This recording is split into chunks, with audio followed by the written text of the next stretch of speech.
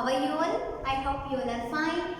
Now today we are going to study standard 10, chapter number 10, light, reflection and refraction. This is the very important chapter of physics. Physics का बहुत important chapter है. Okay, हम लोग physics अभी तक start नहीं किया था, अभी हम लोग फिजिक्स स्टार्ट कर रहे हैं. हम लोग ने ऑलरेडी बायो के 2 चैप्टर और केमिस्ट्री का 1 चैप्टर शायद चला है. हाँ, तो 3 चैप्टर हमने कवर कर लिया है.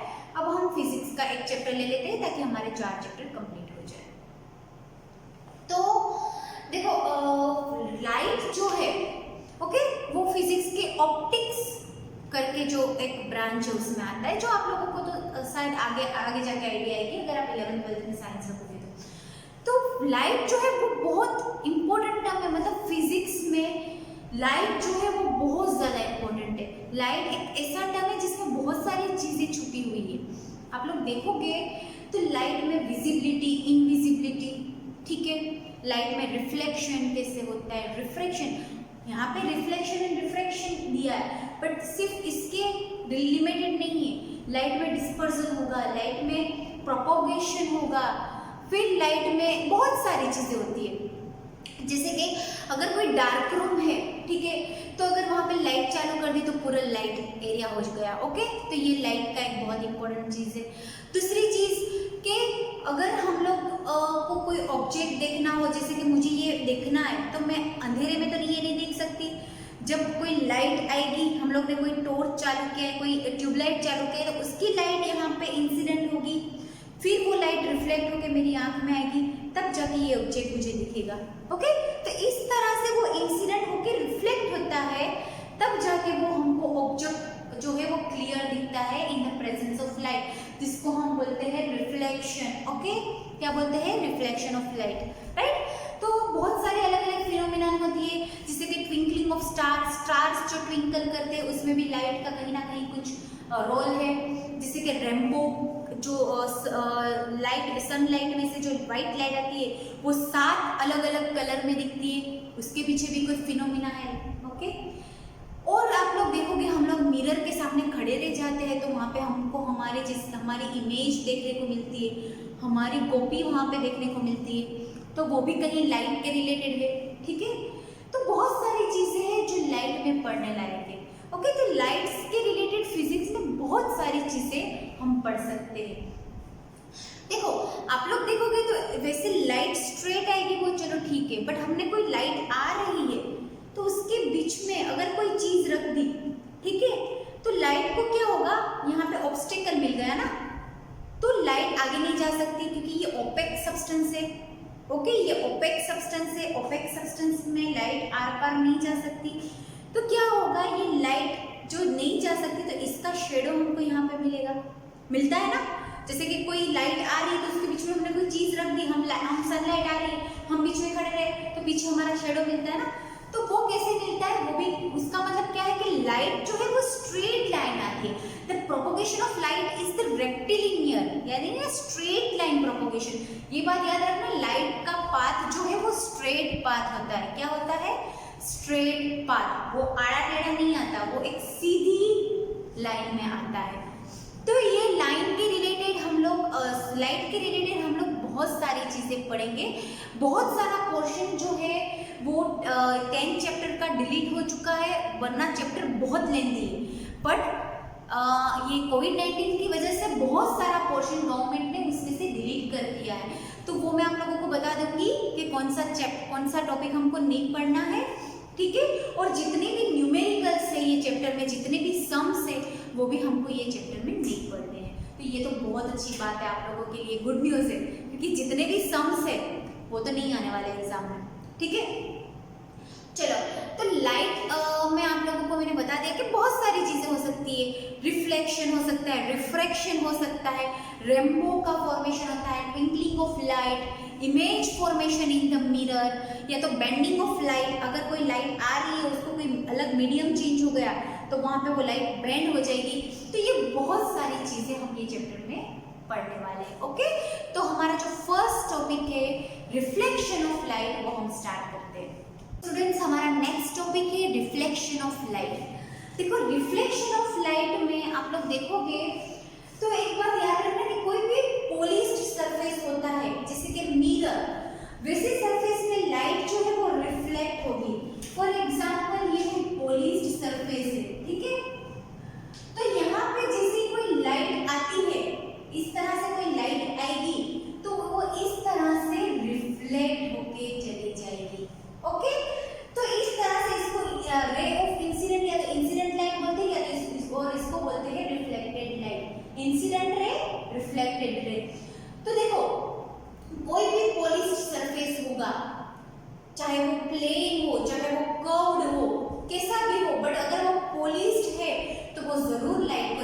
करेगा और उसी को हम बोलते हैं रिफ्लेक्शन ऑफ लाइट।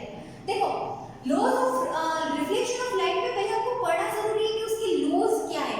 अगर रिफ्लेक्ट हो रहा है तो वो कौन से लॉज को वहां पे अप्लाई होते हैं। First, the angle of incident is equal to angle of reflection. जो एंगल से लाइट, इसको एंगल ऑफ इंसिडेंट, जो एंगल से लाइट इंसिडेंट होगी वही एंगल से लाइट रिफ्लेक्ट भी होगी। क्या होगा, जो एंगल से लाइट इंसिडेंट होगी वही ये एंगल में ड्रॉ है, वही एंगल से लाइट रिफ्लेक्ट होगी। ये लो फर्स्ट लो कहता है कि angle of incident is equal to angle of reflection. Incident angle and reflection angle दोनों सेम होना चाहिए। दूसरी चीज क्या बोली लॉज ऑफ रिफ्लेक्शन में, द इंसिडेंट रे, मतलब ये इसको क्या बोलते हैं हम, incident ray, the normal to the mirror at the point of incident, इसको हम नॉर्मल बोलते हैं। देखो ये क्या है हमारा नॉर्मल। तो क्या बोला है कि जो इंसिडेंट रे जो नॉर्मल है वो and the point and the reflected ray, और ये reflected ray should be lie in the same plane. क्या दो लो है, फर्स्ट लो कि दोनों का एंगल सेम होना चाहिए, incident angle and reflected angle same होना चाहिए। सेकंड लो, जो इंसिडेंट रे है वो, ये जो दोनों के बीच में नॉर्मल होगा वो, और जो रिफ्लेक्टेड रे है, तीनों चीजें एक ही प्लेन में होनी चाहिए। ये प्लेन है, एक प्लेन होता है, कोई सरफेस होता है ना, उसको हम प्लेन बोलेंगे। तो ये एक ही प्लेन में तीनों चीजें होनी चाहिए। तो ये था लॉ ऑफ रिफ्लेक्शन। बहुत इंपॉर्टेंट क्वेश्चन है, पूछा जाता है एग्जाम में कि गिव नेम या तो write the laws of reflection. तो ये दो लॉ आप लोगों को लिखने हैं, ये 2 मार्क्स में पूछा जा सकता है। ओके, दोनों लॉ आप लोगों को लिखने हैं। First law, angle of incident is equal to angle of reflection, and second the incident ray the normal to the plane of the mirror and the reflected ray lie in the same plane. Okay, ये आ गया समझ में। अब देखो आपकी book में एक बात की कि अगर हम लोग प्लेन मिरर, जैसे हमारे घर में मिरर होता है, उसके सामने अगर हम खड़े रह गए तो क्या होगा, हमारी इमेज कैसी मिलेगी। फॉर एग्जांपल यहाँ पे कोई ऑब्जेक्ट है और ये मिरर है, प्लेन मिरर है, जैसे हमारे घर में मिरर होता है, तो इमेज कैसी मिलेगी, हमारी इमेज कैसी मिलेगी, तो हम कैसे दिखेंगे, इरेक्ट। इरेक्ट मतलब स्ट्रेट, इरेक्ट मतलब जैसे वैसे खड़े। इन्वर्टेड, ये टर्मिनोलॉजी फिजिक्स में लर्न करना बहुत जरूरी है, लाइट में स्पेशली। इरेक्ट मतलब सीधा, इन्वर्टेड मतलब उल्टा। तो हमारी इमेज कैसी दिखेगी, सीधी। मतलब प्लेन मिरर में इमेज कैसी दिखेगी, इरेक्ट। कैसी दिखेगी, इरेक्ट। और वर्चुअल, वर्चुअल दिखेगी। वर्चुअल मतलब क्या होता है, देखो एक होता है रियल, एक होता है वर्चुअल। रियल मतलब कि हमारा यहाँ पे लेफ्ट है तो वहां पे भी हमारा लेफ्ट दिखेगा, हमारा राइट है तो वहां पे भी राइट दिखेगा, उसको रियल इमेज बोलते हैं। बट मिरर में हमारी रियल इमेज नहीं होती, झूठी इमेज होती है, क्योंकि हमारा राइट है वहां पे लेफ्ट हो जाता है, और हमारा लेफ्ट है वहां पे राइट हो जाता है। हम मिरर के सामने जब खड़े रहते हैं तो सारी जो वो चीजें वो बदल जाती है, लेफ्ट राइट हो जाता है, राइट लेफ्ट, तो वो झूठी इमेज बनती है। तो कोई झूठी इमेज बनेगी उसको हम वर्चुअल इमेज बोलेंगे। स्ट्रेट इमेज बनेगी that is the erect, and virtual real नहीं बनेगी। ओके, अगर इरेक्ट नहीं होती, सीधी नहीं होती, उल्टी होती तो हम बोलते इन्वर्टेड, और अगर वर्चुअल नहीं बनती तो हम बोलते इरियल। तो ये चीजें याद रखना बहुत जरूरी है। तो अगर पूछा जाए कि which type of image is form in the plane mirror, तो आप लोग क्या बोलोगे, virtual and erect image is formed by the plane mirror. Okay, I hope आप लोगों को समझ में आ गया। अब हमारे ये चैप्टर से यहाँ तक सिर्फ गवर्नमेंट ने रखा है, उसके बाद जो स्फेरिकल मिरर है वहां से लेके रिफ्रैक्शन ऑफ मिरर तक सारा पोर्शन डिलीट हो चुका है। मतलब इसके बाद का जो एक्टिविटी है वो भी हमको नहीं करना है, क्योंकि वो स्फेरिकल मिरर के रिलेटेड है। 10.1 जो एक्टिविटी है वो भी नहीं करेंगे। उसके बाद जो स्फेरिकल मिरर है वो पोर्शन पूरा डिलीट हो चुका है। कहाँ तक, रिफ्रैक्शन ऑफ लाइट तक वो पूरा डिलीट हो चुका है। तो हम लोग आगे पढ़ेंगे रिफ्रैक्शन ऑफ लाइट। स्टूडेंट्स, हमारा जो नेक्स्ट टॉपिक है that is the refraction of light. मैंने बोला बीच में से सारा स्फेरिकल मिरर से सब डिलीट हो चुका है, तो डायरेक्टली हम स्टार्ट करेंगे refraction of light. Now what is refraction? Solid surface है, उसमें से अगर लाइट इंसिडेंट हो रही है तो वो वहां से रिफ्लेक्ट होके जाएगी, उसको हम बोलेंगे रिफ्लेक्टेड रे। तो रिफ्रैक्शन क्या है? रिफ्रैक्शन मतलब क्या? देखो यहाँ पे मैंने डेफिनेशन लिखी, डेफिनेशन से बहुत अच्छे से समझ में आएगा। Bending of light ray at the surface separating two medium. देखो दो मीडियम है, मीडियम मतलब कि फॉर एग्जांपल एक एयर मीडियम है, एक वाटर मीडियम, जो कहीं पानी भरा हुआ है, और एक एयर है, ऊपर तो एयर होगी, तो जो एयर में से लाइट आ रही है वो जब पानी के सरफेस तक पहुंचेगी, मतलब एयर और पानी दोनों के बीच में जो सरफेस होगा वहां वो लाइट पहुंचेगी, तो लाइट वहां पे बैंड हो जाएगी। अपना जो डायरेक्शन है, वैसे तो लाइट स्ट्रेट पाथ में जाती है, वो बहुत अच्छे से स्ट्रेट पाथ में जाती है, बट अगर उसको कहीं और दूसरा मीडियम मिल गया तो वो अपनी डायरेक्शन को चेंज कर देगी, वहां से वो बैंड हो जाएगी।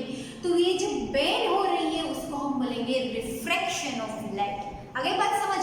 तो चलो यहाँ पे अलग अलग सिचुएशन हो सकती है, कब कैसे बैंड होगी वो मैं आप लोगों को एक्सप्लेन करती हूँ। देखो फर्स्ट सिचुएशन में देखेंगे कि अगर लाइट जा रही है from the rare medium to denser medium.